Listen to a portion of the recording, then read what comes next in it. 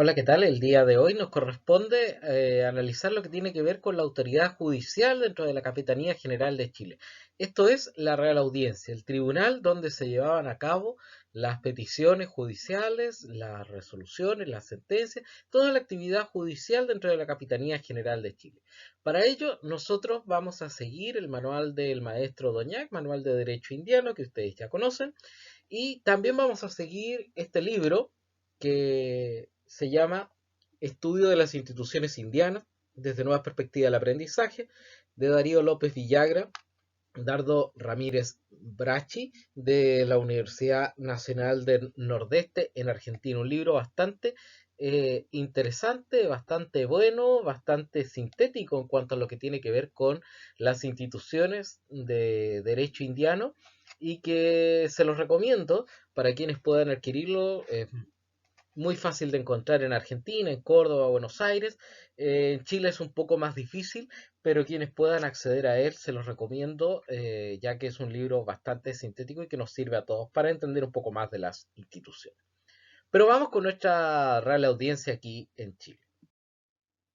Solamente como dato curioso, nosotros podemos señalar que el edificio de la Real Audiencia actualmente se encuentra presente en Santiago de Chile, en la zona norte de la Plaza de Armas, donde se ubica el Museo de Historia Nacional.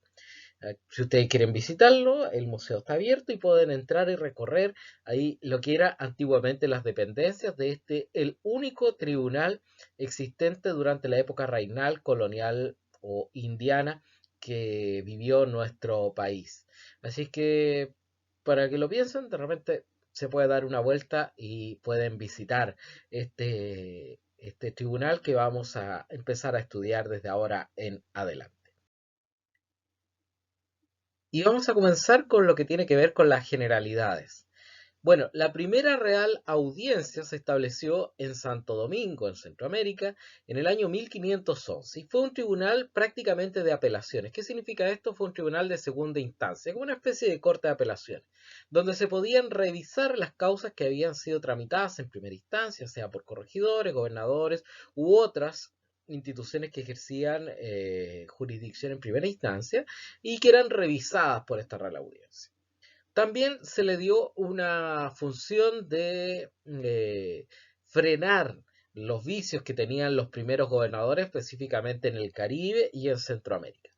Ya hemos visto con lo que tiene que ver con los justos títulos, con lo que tiene que ver con el estatuto indígena, la cantidad de vicios que los conquistadores se vieron, la cantidad de vicios en que los conquistadores se vieron envueltos durante los primeros años de conquista y en que la autoridad de la iglesia especialmente reclamó contra ellos, pero la autoridad también burocrática española quiso hacer algo y lo hizo a través de las reales audiencias que fueron frenando lo que eran los intereses a veces explotadores de los primeros conquistadores.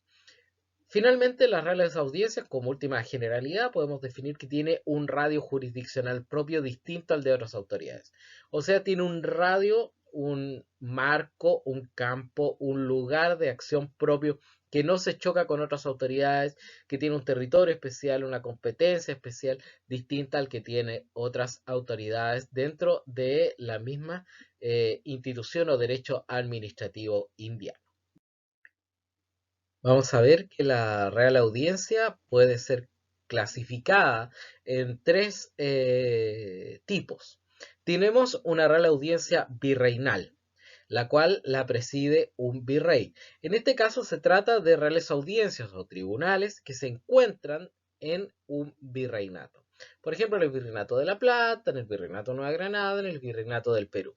Si uno quiere analizar lo que tiene que ver con la cultura jurídica peruana, la Real Audiencia peruana ubicada en Lima estaba presidida por el virrey del Perú, ya que se encontraba dentro de la capital del virreinato.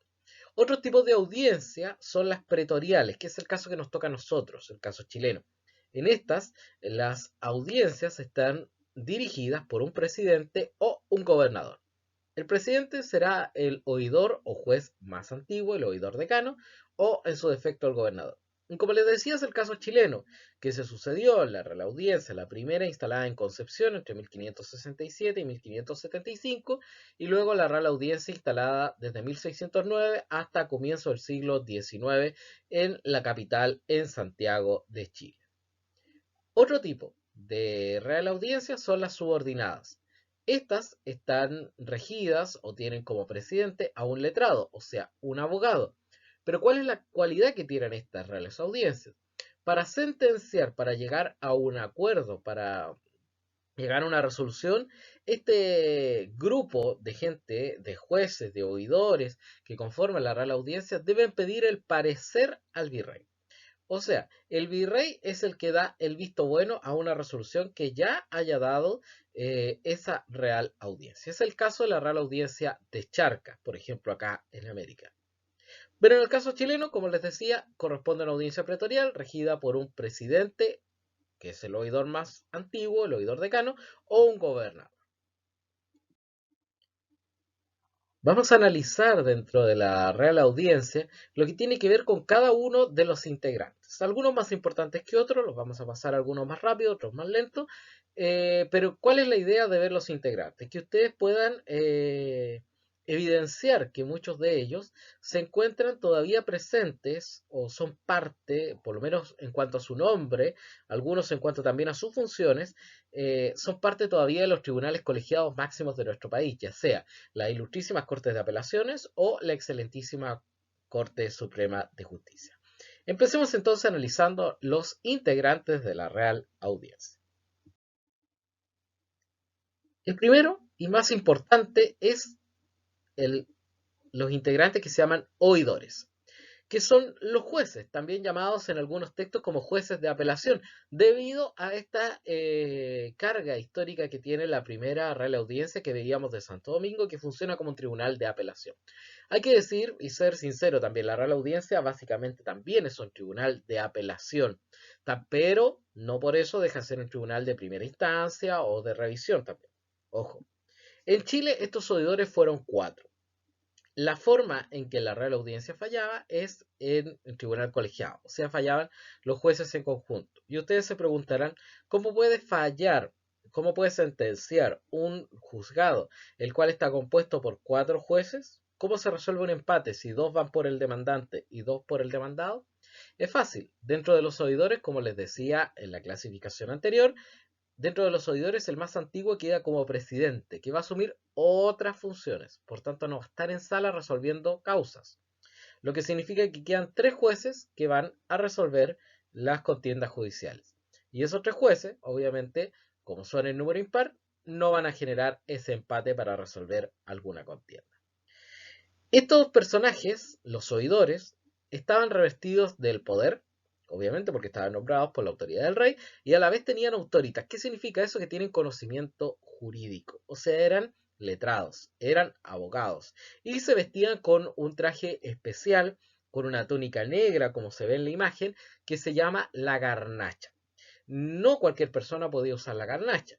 En la época medieval europea y que se traslada a lo que tiene que ver en América indiana, reinal, virreinal o colonial, existía un cierto estatuto o reglamento respecto a cómo deben vestirse las personas. Y los oidores tenían que vestirse de esta manera, ya que así eran reconocidos por la población, por la ciudadanía en general, como miembros de una institución. O sea, usaban esa garnacha. Hay que señalar también que el cuerpo de oidores, en el caso chileno, estos 4 oidores, representaban en conjunto al rey. Ellos en conjunto, reunidos en pleno, como se llamaría hoy en los tribunales colegiados, reunidos en pleno representan al rey.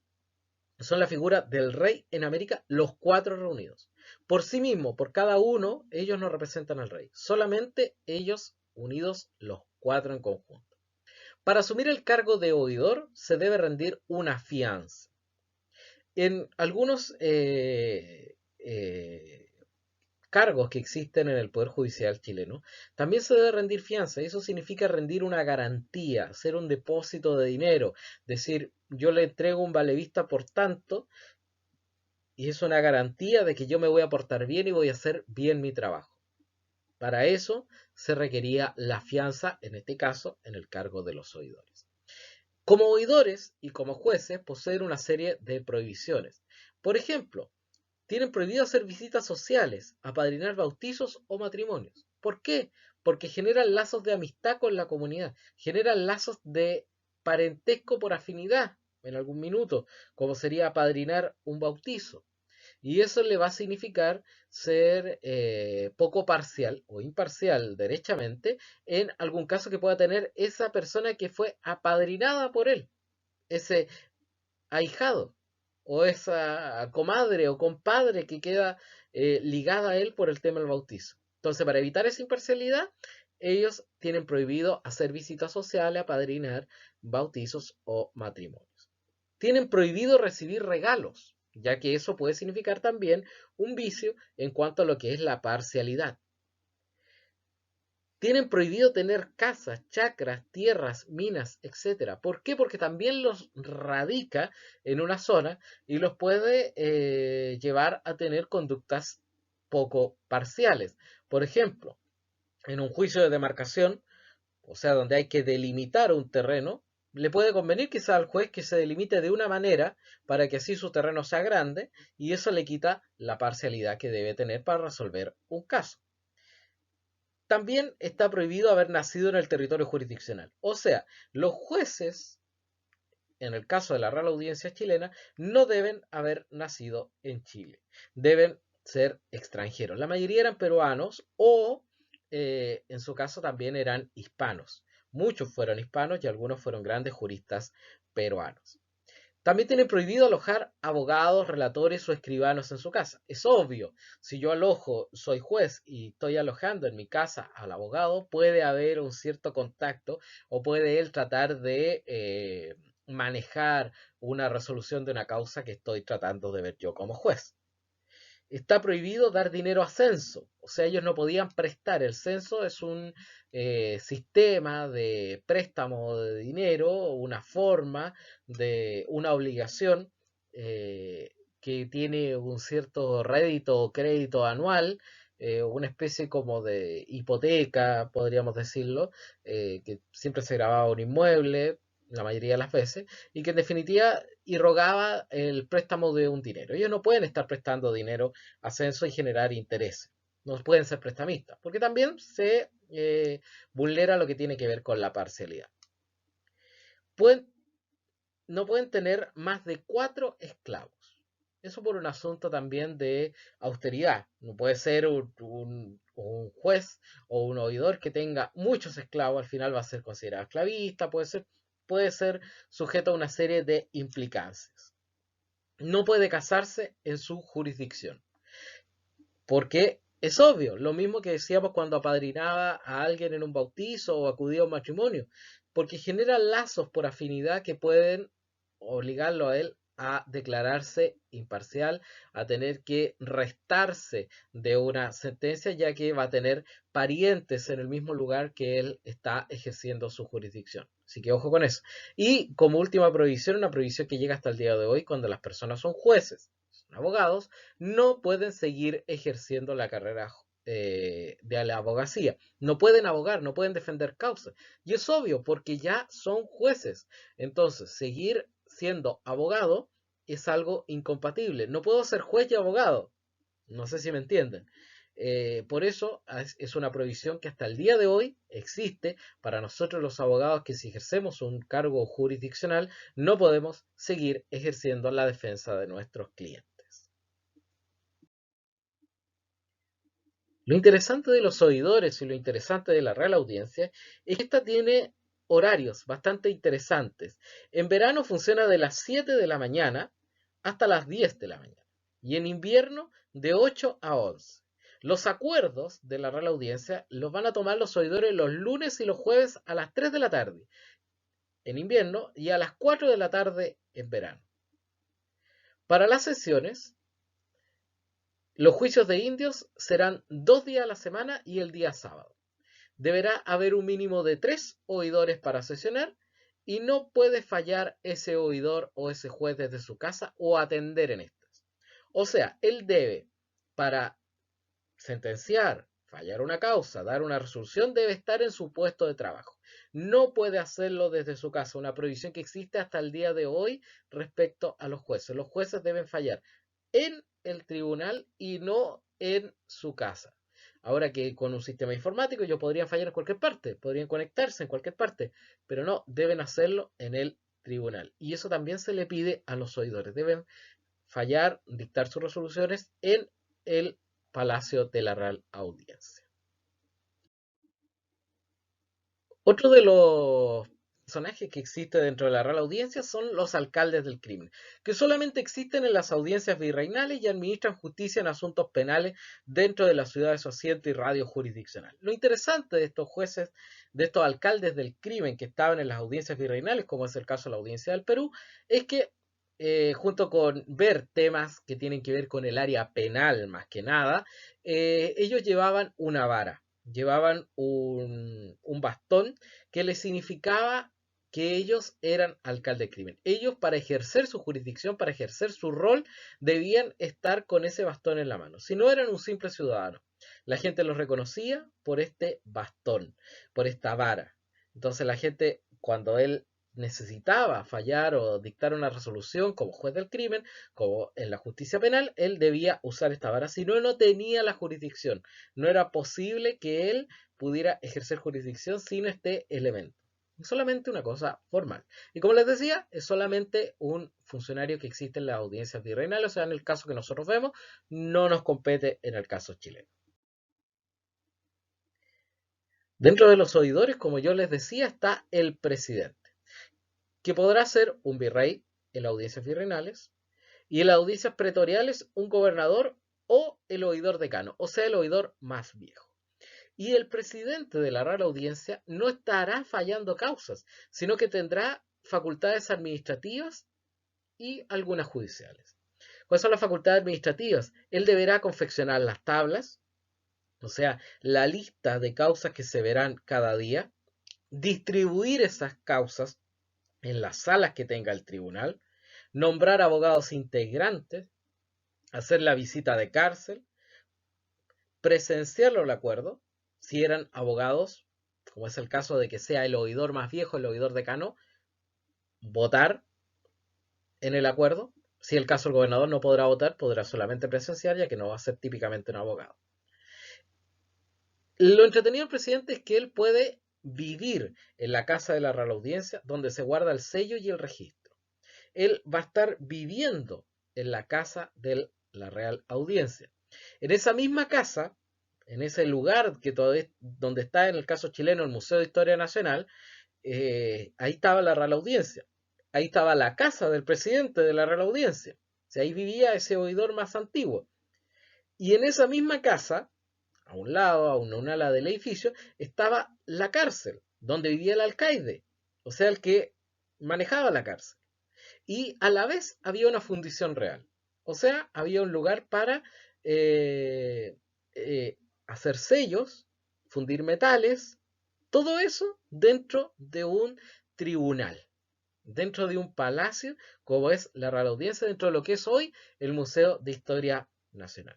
Lo que yo quiero que tengan claro es que el presidente, tal como ocurre con los presidentes de la Ilustrísima Corte de Apelación, el presidente de la Excelentísima Corte Suprema, es que ellos ejercen, más que funciones judiciales, ejercen funciones administrativas. Distribuyen las causas, distribuyen las salas, nombran a los abogados integrantes que haya que nombrar, hacen las visitas administrativas a la cárcel, etc. Más que nada tienen esa función. Y por eso es que queda estos cuatro jueces, que son los, en el caso chileno, estos cuatro jueces, se sale uno, que va a ser presidente, y quedan estos tres para integrar salas. Y por eso ellos, si le integran los tres una sala, ellos no van a tener empate en cuanto a sus resoluciones. También dentro de la Real Audiencia encontramos un fiscal, distinto a la institución del fiscal que tenemos en Chile. En este caso, este fiscal va a velar por los intereses comunes y de la corona, sobre todo la hacienda real y patronato. Va a ser un personaje que va a representar al fisco, al Estado, a la corona, al rey en temas tributarios, la hacienda. el patronato, lo que tiene que ver con la relación iglesia y corona. Este personaje debía asistir a las audiencias matutinas por 3 horas, no importando la materia. O sea, integraba la sala, independiente de la materia que sea, y debía estar 3 horas. En Chile vamos a tener un fiscal civil y un fiscal criminal en 1776. También eran usados para integrar en caso de ausencia de algún oidor. Si faltaba un oidor por X motivo, el oidor se enfermó, se murió, etcétera, cualquier cosa, lo integraba este fiscal. A la vez, ejercía las funciones de protector de indios cuando los protectores de indios no estaban. Entonces, tenemos un fiscal que representaba al fisco en asuntos de Hacienda, iba a las audiencias, estaba 3 horas, no importando la materia, e integraba a la sala a los oidores cuando alguno de ellos faltaba o se enfermaba, etcétera, y ejercía también o suplía al protector de indios cuando estos no existían. Pasamos a otro personaje, el alguacil mayor de audiencia. ¿Qué hace este personaje? Este personaje simplemente da cumplimiento a las órdenes y mandamientos. El tribunal manda que, no sé, una persona sea desalojada. Él va y cumple ese mandamiento. Notifica a esa persona de que debe desalojar X propiedad. Debía acompañar a las visitas de cárcel al presidente. Se ocupaba de las cárceles. Asistía a las audiencias, que era obvio porque tenía que estar presente cuando se le requería que hiciera algún mandado o que notificara alguna cosa, pero a la vez este oficio era vendible y renunciable. O sea, una persona podía ser alguacil mayor de audiencia y podía simplemente querer dejar de serlo. Y para eso él vendía su cargo. Es decir, se ponía, decía, mira, sabes que yo no quiero ejercer, ¿quieres ser tú? Ya, te lo vendo. El cargo vale, no sé, 100.000 pesos, por poner dinero de ahora. 100.000 pesos. ¿Lo quieres comprar? Sí. O simplemente puedo renunciar. No es una carga. Puedo decir, no quiero hacer más algo así. Y dejo el cargo, renuncio. Lo que me interesa es que este personaje simplemente daba cumplimiento a las órdenes. Era el personaje que mandaba a los jueces a dar cumplimiento a las órdenes que ellos señalaban. Otro personaje que es bastante interesante desde el punto de vista anecdótico es el teniente de gran canciller. ¿Qué hacía este personaje? Simplemente se encargaba de mantener el sello real o el símbolo del monarca. Esa figura, por ejemplo, es el sello real. Es la figura o el símbolo del rey. Solamente eso. Él tenía el timbre, si lo queremos decir de alguna manera sencilla, el sello, el timbre, porque se señalaba que eso era a nombre del rey. Ahora, lo interesante es ver cómo se hacía esta ceremonia. Esto es una anécdota, no es necesario que se lo aprendan, cómo se hacía esta ceremonia para que llegara el timbre. Primero, tal como dice ahí, se salía a recibirlo fuera de la ciudad por el presidente, oidores, justicia y regimiento. O sea, todas las personas de alto rango que existían en la ciudad debían venir a recibir este sello que venía de España. Desde allí, el sello, o sea, desde las afueras de la ciudad, el sello, el timbre, debían montarlo sobre un caballo o mula bien adornado. El presidente y el oidor más viejo debían llevarlo por, debían llevarlo de por medio, venerándolo, o sea, haciéndoles reverencia a este timbre. Y asimismo debía ponerse en la casa de la Real Audiencia. Es toda una ceremonia. Se montaban, imagínense ustedes, un caballo grande, bien adornado, con un timbre arriba. ¿Por qué se hacía toda esta veneración? Porque el sello real venía de España, no se hacía acá. El sello venía de España. Y el sello pasó por las manos del rey y es la representación del rey, del poder del rey acá. Estamos, como ustedes ya podrán notar con el tema de la garnacha, la vara del alguacil del crimen y este tema del sello, en una sociedad basada en los símbolos, una sociedad simbólica, una sociedad de edad media vigente en América, perdida ya en Europa, pero vigente en América, una sociedad de símbolos. Con estos símbolos se representaban autoridades. Eso era el teniente de Gran Canciller, un simple relato anecdótico dentro de lo que es esto de la Real Audiencia. Otro personaje que sí es importante y que sí es que sigue vivo hasta el día de hoy es el caso de los relatores.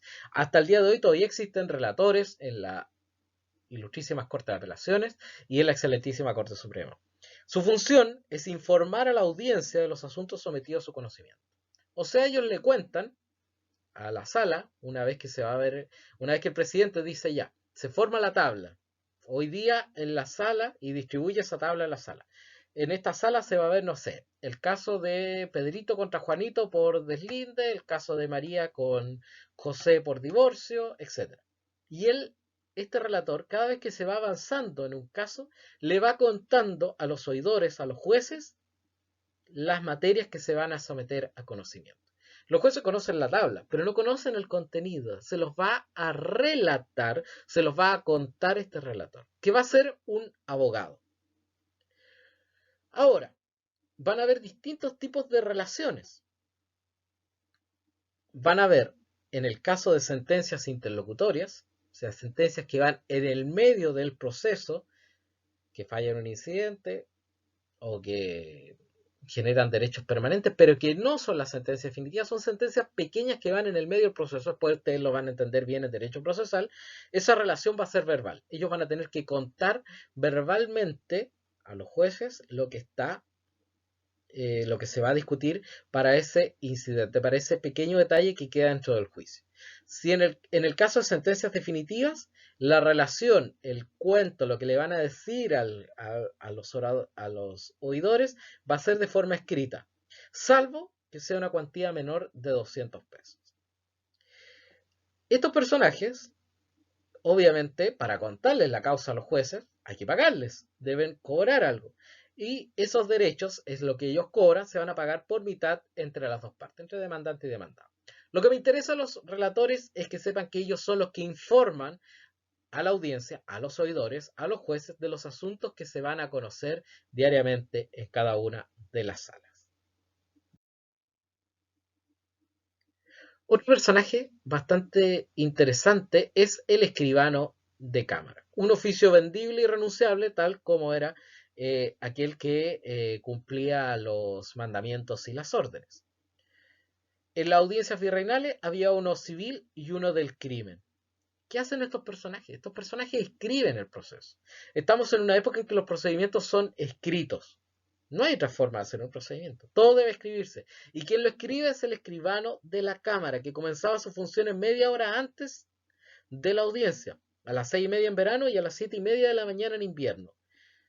Solo podía entenderse en demandas y procesos repartidos por el oficial repartidor. O sea, él no podía elegir los procesos que le tocaba escribir y que les tocaba ir rellenando, sino que había un oficial, una persona repartidora que distribuía estos expedientes, estas causas, y él era el que le decía qué es lo que tenía que encargarse. A él se le entregaban los escritos, los interrogatorios y los documentos. Este personaje es el que lleva el expediente, lleva la causa, por tanto a él se le entregan todos los documentos. Los abogados debían entenderse con él. Él tomaba la declaración de los testigos, partiendo primero por las tachas. ¿Qué son las tachas? Son las formas de alguna manera, de tachar o dejar fuera a un testigo, hacerlo inhábil. Por ejemplo, un testigo en el proceso civil chileno, un testigo que es amigo o pariente de la parte que lo presenta, puede ser tachado porque tiene vinculación con el caso. Finalizado el pleito, entregaba el expediente encuadernado al relator dentro de 3 días. O sea, terminaba la causa y él le entregaba todo escrito al relator para que el relator le contara a los jueces lo que debían resolver. Este personaje, obviamente, como era el que escribía todo, escribía las sentencias y las notificaciones, otorgaba las copias, cobraba los derechos, o sea, cobraba por ejemplo, el costo de las copias. No podía recibir comidas u otras prestaciones. ¿En qué sentido? No era que el personaje no comiera nunca, no, sino que había que pagarle en dinero, no había que decirle ya, no sé, te invito a almorzar si por la copia que me diste. No, había que pagarle su derecho. Pero solamente los tenían privilegio de pobreza, o sea, no se les cobraba a los indios y a los pobres. Ellos no debían pagar los derechos de este personaje que escribía en la Cámara. Simplemente, como conclusión de este personaje, lo que me interesa es que existen unos personajes que escriben el proceso de que todo este procedimiento es escrito y se llaman escribanos de Cámara.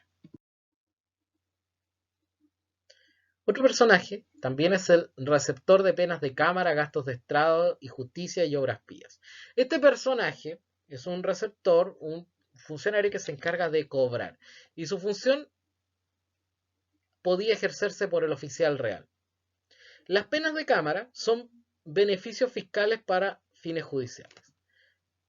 Los gastos de estrado y justicia se disponían limitadamente por los tribunales y las penas de obras pías eran en beneficio de hospitales, orfanato, etc. Lo que me interesa de este personaje es que este personaje cobraba las costas. A veces a la gente que participaba en un juicio se les condenaba a pagar ciertas costas, pongámosle, ciertos emolumentos, ciertos gastos, que pueden ser penas de Cámara, que iban a beneficio fiscal, gastos de estrado, que iban al tribunal mismo, o como obras pías, iban al hospital. Quien cobraba esto era este receptor especial.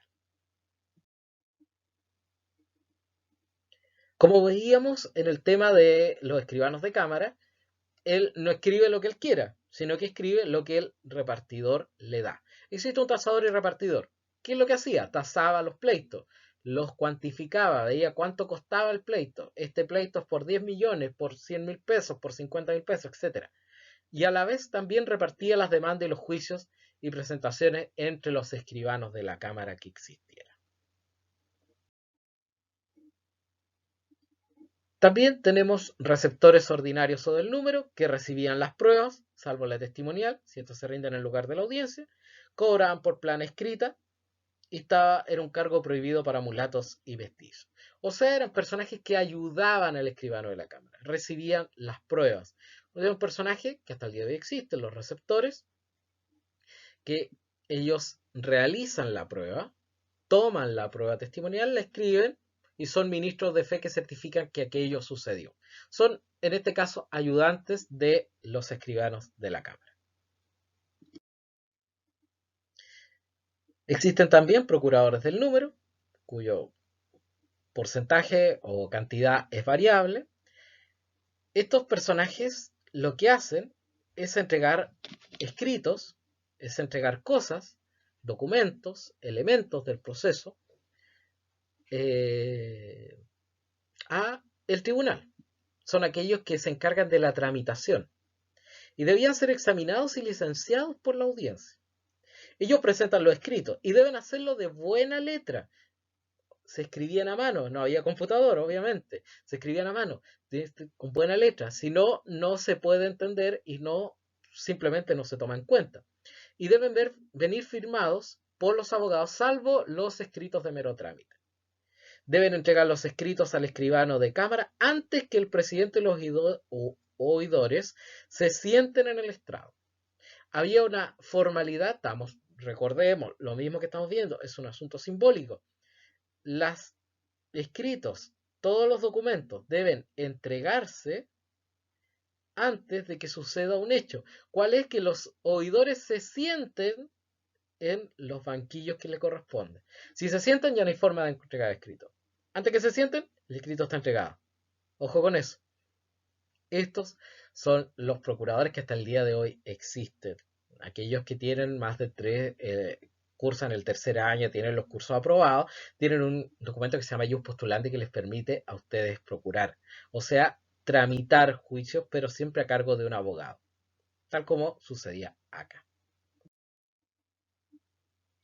Otros personajes que existen también en la Real Audiencia son los intérpretes. Ya que tenemos juicios de indios, tiene que haber alguien que conozca la lengua y que la interprete. Este se pagaba con los gastos de justicia de estrado. También había, obviamente, un portero que se le paga las penas de estrado o las penas de Cámara.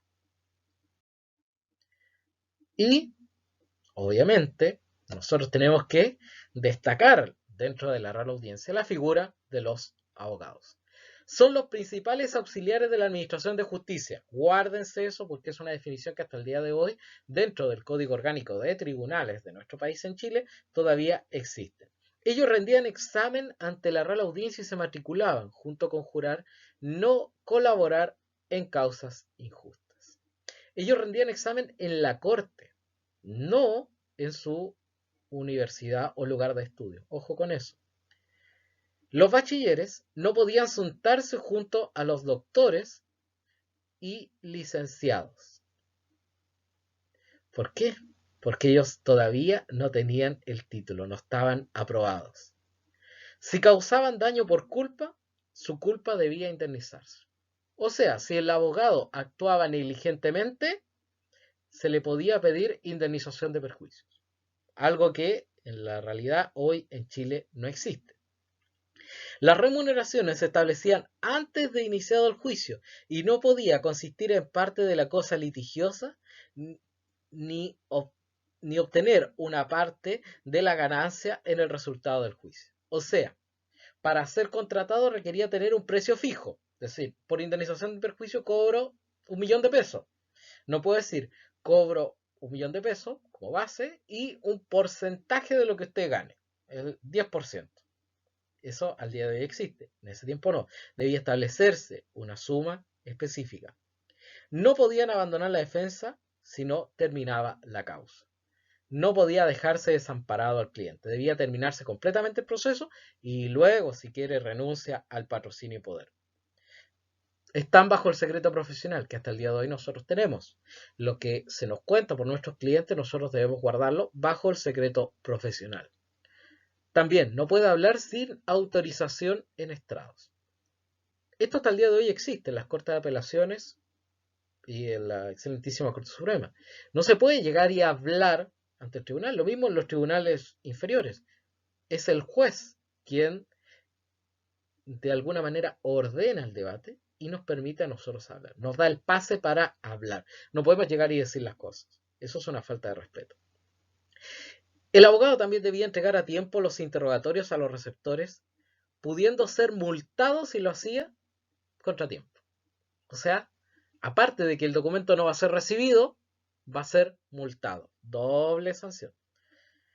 Habían abogados de pobres, como la Corporación de Asistencia Judicial, que atiende las causas gratuitamente, y eso se paga con las penas de cámara y los gastos de justicia. Finalmente, también había una figura llamada regente, que se crea en 1776 y está entre el presidente y el oidor. En realidad es una figura administrativa. Hacía funciones administrativas que se le sacaron al presidente, como la confección de las tablas, la división de la sala, etc. Se le encargó un administrativo especial, que será este regente. Es la última reforma que existe dentro de las Reales Audiencias. Pero bueno, veamos nosotros cómo era el procedimiento de Real Audiencia, cómo eran los procedimientos judiciales. Los quiero invitar a que vean este video, que es un extracto de una película de Hugo Carril que se llama La Quintrala. Vamos a ver un pequeño extracto de este video para que ustedes puedan tener una noción de cómo se hace un procedimiento.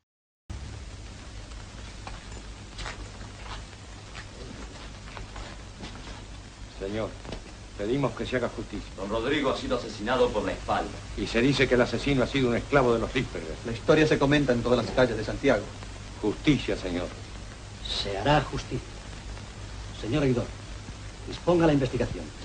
Exhorte a don Enrique de Guzmán a que declare y a que comparezca para la prueba de testimonio con los esclavos de don Gonzalo de los Ríos. Buenas noches, señores.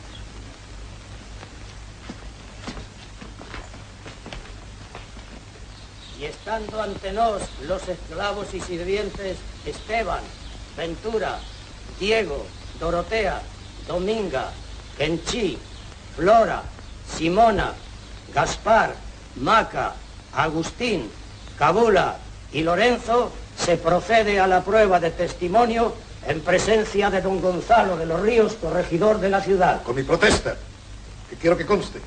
Hágala constar. Y queré llegar al virrey de Lima y al Consejo de Indias, si fuera menester. Es su derecho, señor. Hágase comparecer a don Enrique de Guzmán.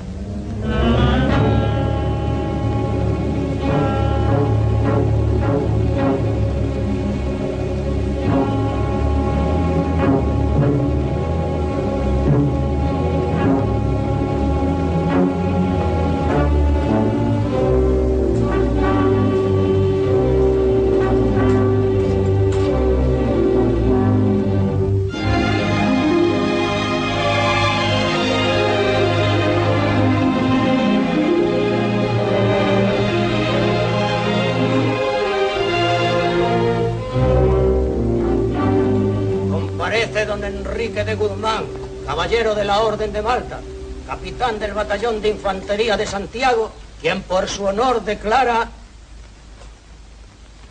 Señor, esperamos vuestro testimonio.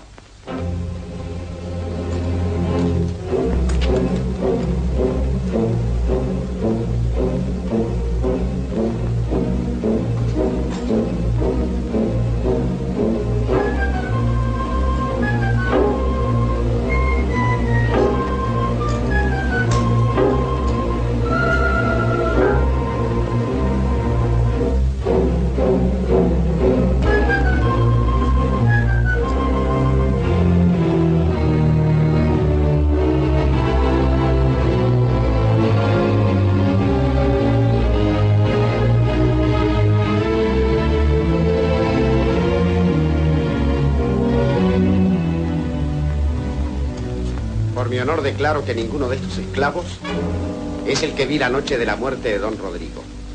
Que ninguno de los esclavos presentes es el que vio la noche de la muerte de don Rodrigo.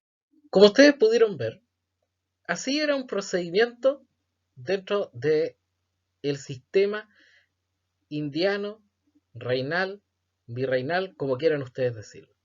Esa película argentina nos muestra un poco cómo era el procedimiento, algo bastante informal, ya que no fueron al Palacio de la Real Audiencia como correspondía. Pero, más o menos, así se llevaban los procedimientos.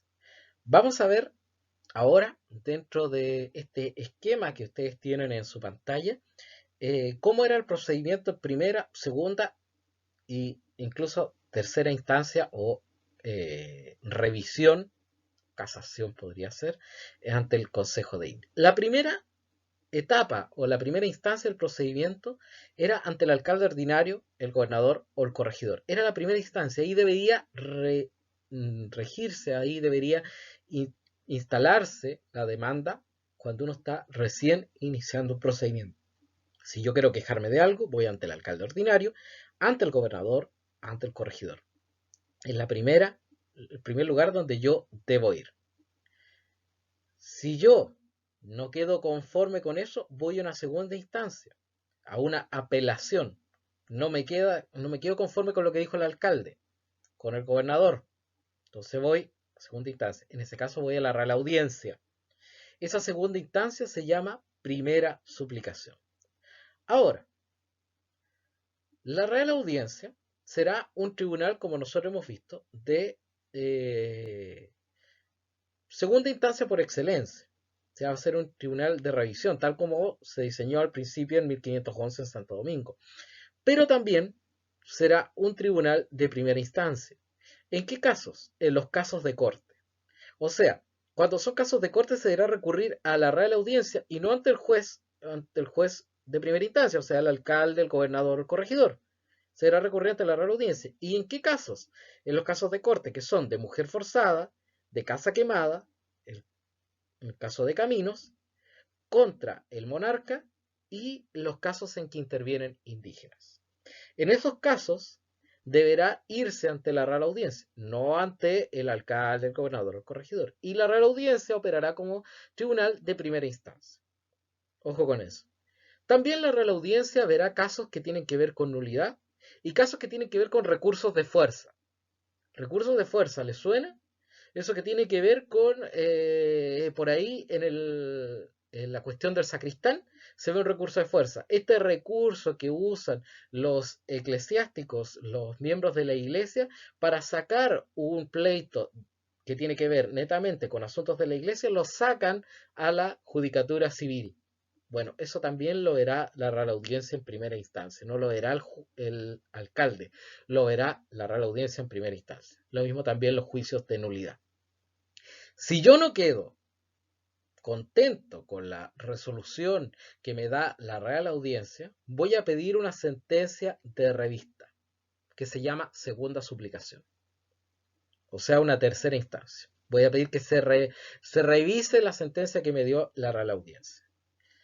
Ahora, esas segundas suplicaciones, esas sentencias de revista que se puede dar, se va a dar ante el Consejo de Indias en España, en la península ibérica. y solamente se me concederá esa segunda suplicación si la causa que yo estoy llevando va a tener un monto superior a 6.000 pesos de oro. Si la causa tiene un monto inferior a los 6.000 pesos de oro, no se puede llegar al Consejo de Indias.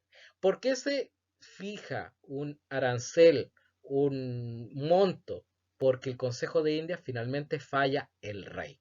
Y el rey no va a estar fallando por cualquier cosa, tiene que fallar por cosas importantes, cosas que valgan más de 6.000 pesos de oro. Ojo entonces, tenemos 3 etapas judiciales. La primera, ante el alcalde ordinario, gobernador o corregidor, primera instancia. Una segunda instancia, primera suplicación, ante la Real Audiencia, que verá como primera instancia aquellos que son casos de corte, mujer forzada, casa quemada, casos de caminos, contra el rey o casos de indios. También los juicios de nulidad y recurso de fuerza. Si no quedo conforme, voy a pedir una sentencia de revista, una segunda suplicación ante el Consejo de Indias en España, pero solamente si la cuantía, si el monto de mi reclamación es mayor a los 6.000 pesos. Pónganle ojo a este esquema de procedimiento, por favor. Finalmente, llegamos a un acuerdo o sentencia en una causa. ¿Cómo se hacen estos acuerdos? Los acuerdos, recordemos que es un tribunal colegiado, son secretos. ¿Quién está presente? El presidente, los oidores y el fiscal. ¿Cómo se vota? Ya tenemos todo, tenemos listo, tenemos que llegar a un acuerdo. ¿Cómo vamos a votar? Somos todos ellos. De oidor mayor a menor. El presidente va a votar solamente si es letrado. Primero vota el oidor de mayor antigüedad hasta el de menor antigüedad. Y según eso, según la cantidad de votos, se va a decidir por quién se le da el favor.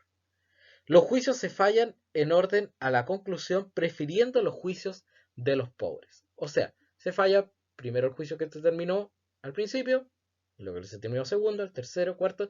Si es que hay un juicio que se refiere a alguien que tiene privilegio de pobreza, o sea que no tiene los recursos para poder haber sustentado el juicio, se falla ese primero, se salta todo ese orden. Ojo con eso. Esto es más o menos el esquema de Real Audiencia que quería compartir con ustedes. Ojalá hayan entendido y como siempre estoy dispuesto a solventar cada una de sus dudas.